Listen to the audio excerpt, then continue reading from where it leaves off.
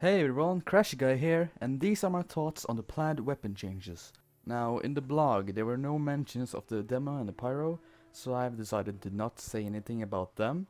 There are a few weapons I won't be saying anything about, because I just simply don't have any thoughts about them, I don't think much about it, or I just simply never use that weapon. But there should be a list on the screen telling you which weapons I'm not gonna talk about. Now first we're obviously gonna start with the scout, and we first have his secondary, the Pretty Boy's pocket pistol. Now this change I think is pretty good because the no fall damage stat was pretty useless because you already have a secondary jump. Why would you even bother? But the thing about it now is that it's more of a pistol that you could shoot less ammo faster to heal yourself, kind of like how the winger's jump height and the Pretty Boy can now be healing. Now, the next weapon is the Criticola, and to be honest I think this is quite a fitting nerf. The Criticola was way too powerful in the competitive scene, but I think it fits. It's very much fitting, even though I myself would prefer speed over damage. I think keeping it damage was a better deal. The next weapon is the Flying Guillotine, and I gotta say this right now, rip the Sand Guillotine combo. Now, the new thing with the Flying Guillotine is that it's only gonna be a 50 base damage plus 9 bleed damage per second spam weapon.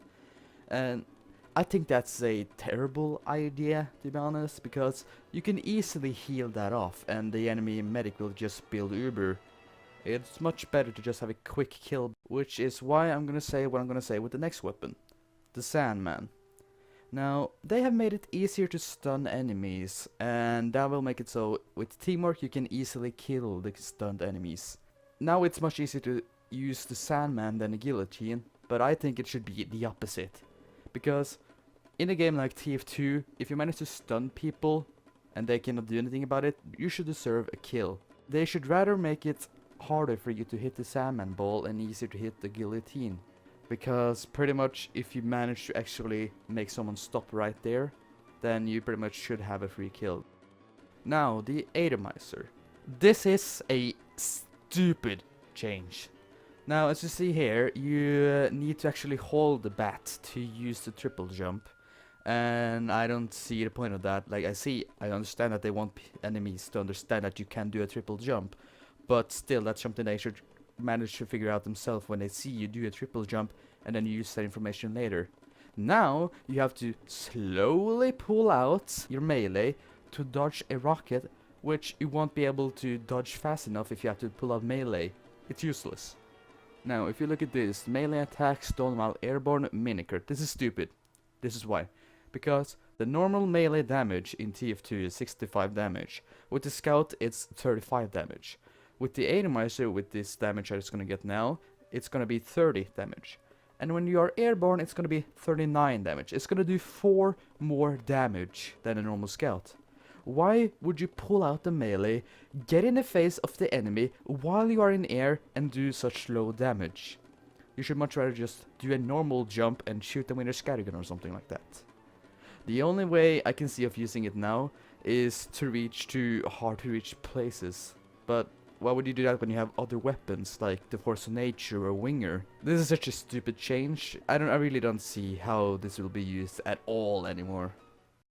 Now next we have the Soldier's secondary, the Man Threads. This has been a good while coming because the Man Threads are really underused. But now I like these stats. It will give you more self-control in the air and it's very good to have for rocket jumpers. Except of that, I can't really see much use of it. It's only for rocket jumping and patrol the air kind of play style. Now next here we have Heavy's Fist of Steel. Now with these new stats we're gonna have less overheal and less healing rate, which is good for building Uber, but except that, I'm not too sure about it. Now these melees are pretty fit for most heavies when you want to run past a sniper point or like a choke point without firing your weapons when you are out of ammo. But now the only thing I see with this is that you will tank without having a medic. And if you're gonna do that, you should really be resistant to all sources. Especially because you're holding out your melee, you're gonna be vulnerable Like, what are you gonna do? You pull out your melee, you're basically just gonna sit there and be a easy kill for most people. And here we have the eviction notice and the gloves of running urgently. Now, they got the same kind of stat going for them. You will get health drained per second. And I think this is okay, but it doesn't say how fast you regen. I think I would only be okay with this if you regen as fast as you lose health. Now, I think the gloves of running urgently will be more fit for to get into a fight, like it has always been. While the eviction notice is more to get out of a fight. Like, if you're out of ammo, you want to leave, you go around the corner, if you're being chased, you pull out your melee, try to hit them and run away. That's probably the best thing you can do with them. And here we have the Engineer's Rescue Ranger.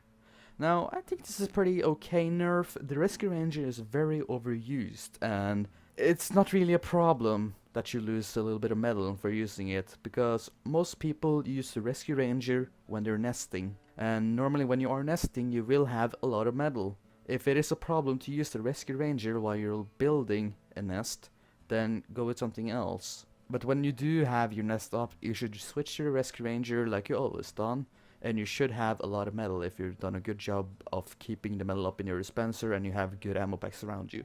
I really don't think it's a big problem, and it's quite fitting. Most people that I know and myself has always thought that the Rescue Ranger needs to lose a little bit of metal. Now here with the Medic's Crusader's Crossbow. This is kind of a big nerf, and it's not really surprising because this weapon is really overused, even by me. Because this Crusader Crossbow is meant for long range healing. When you're busy healing someone with your medic gun and you see someone far away needs healing, you could shoot this and heal them up pretty quickly.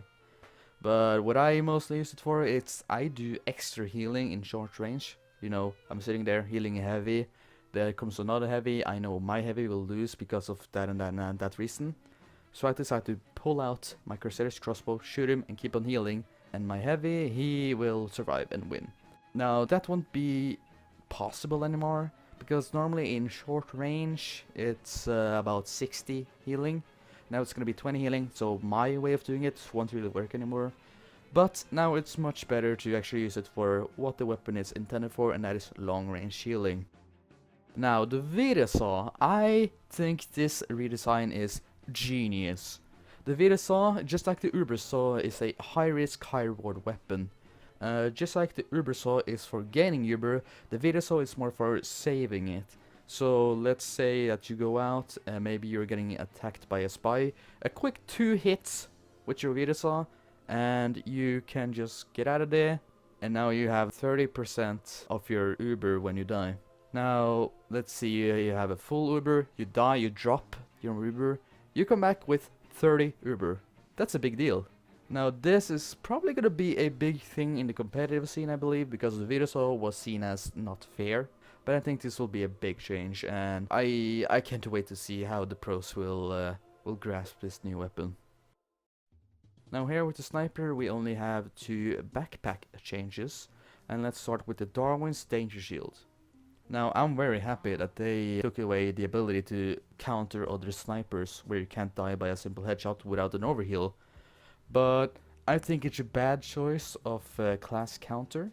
Now I don't know about the new pyro, but if a pyro can manage to get close enough to a sniper, then the sniper is doing a bad job and he pretty much deserves to die. The pyro is made for close combat while the sniper is more for long combat. The pyro deserves to win then if he's in his right element. Now the Razorback is an interesting new design. Will you choose to be safe from enemy spies or enemy snipers? That's the real question here. Now the thing about snipers in Highlander is that they often get healed by friendly medic so they can take a headshot and survive. And they often use the Razorbacks so the enemy spy won't even care to bother them. But now if the sniper is safe from the spy, he won't be able to be overhealed and he will have a hard time against the enemy sniper. So what does he do? He has to unequip the Razorback and use something else. But no, now the spy can simply backstab him. So I think this is a pretty interesting concept. Will you be safe from spies or snipers? Now here on the spy we have the Dead Ringer, and this is quite a harsh nerf. The only question I really have is, destroyed buildings, do they give you cloak? They do now, but will they keep on doing that after this?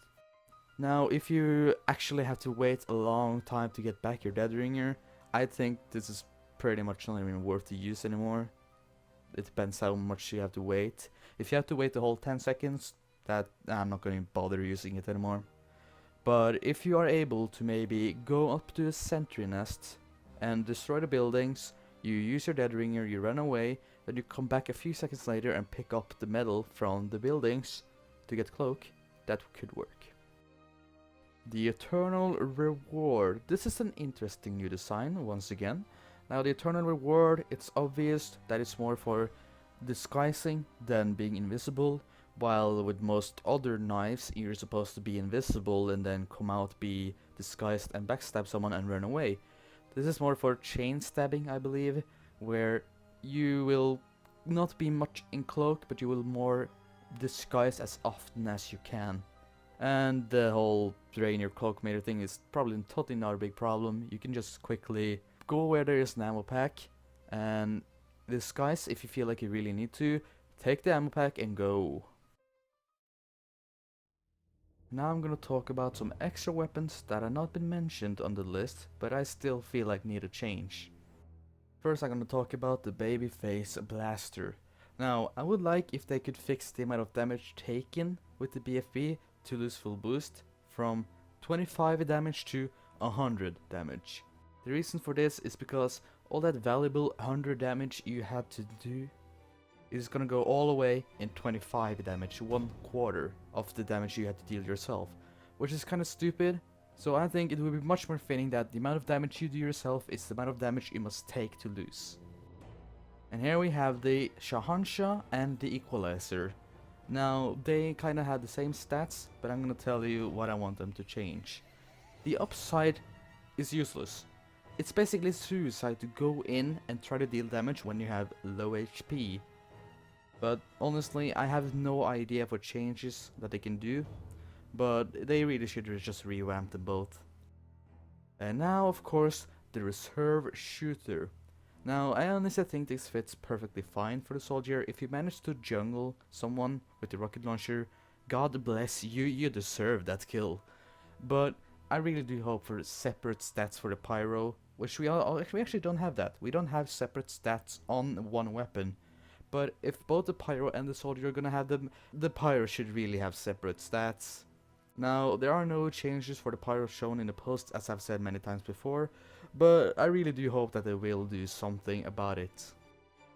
The Vaccinator, the highly underused medigun. Now, the Vaccinator is really good for defensive and self-preservation. Now, you can counter one kind of attack, for example bullet, but that's not good because you can still be shot by rockets.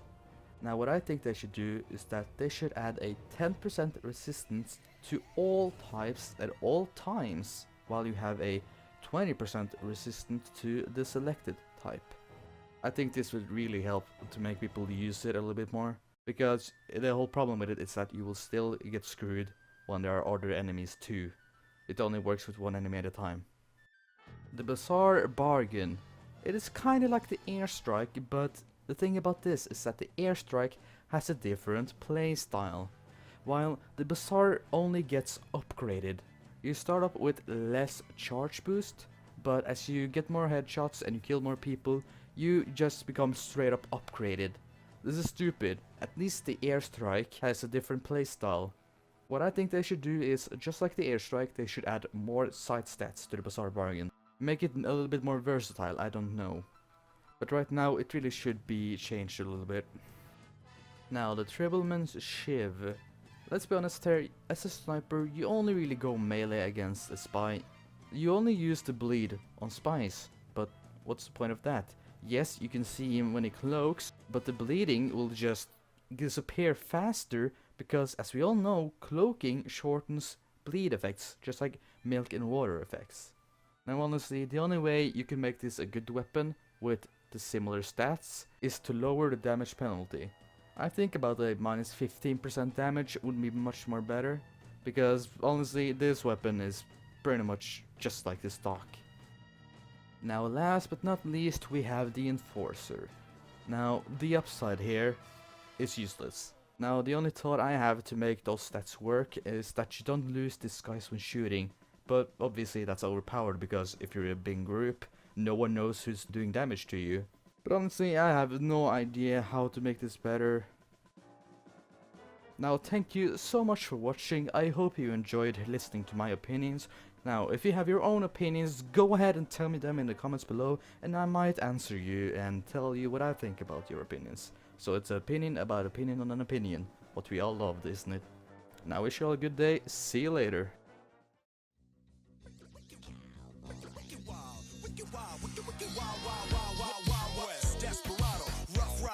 You don't want nada, nada. There's 6 gunning this, brother running this. Buffalo, buffalo, buffalo, no, no, no, no, no, no, no. Any damsel that's in distress, be out of distress when she meet Jim dress. Roughneck, so go check the roughneck, so go out.